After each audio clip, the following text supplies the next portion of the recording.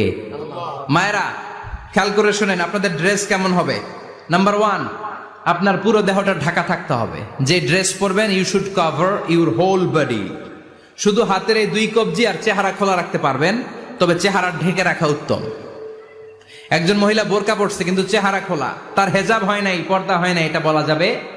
কিন্তু উত্তম হচ্ছে চেহারা ঢেকে রাখা, কারণ চেহারা সৌন্দর্যের রাজধানী। Face is the capital of beauty, ঠিক কিনা? চেহারা দেখলাম তো সব বোঝা গেল, ঠিক কিনা? কেমন মাধুর্যতা আছে, দেখতে কেমন সুন্দরী কিনা সব বোঝা যায়।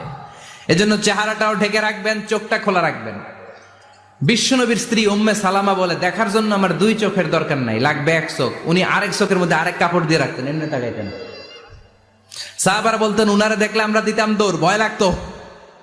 চোখ একটা দেখা যায় আর একটা খোলা, ওনারা দেখে আমরা এদিক সেদিক পালিয়ে যেতাম। আবার অনেক মহিলারা পা ঢাকে না।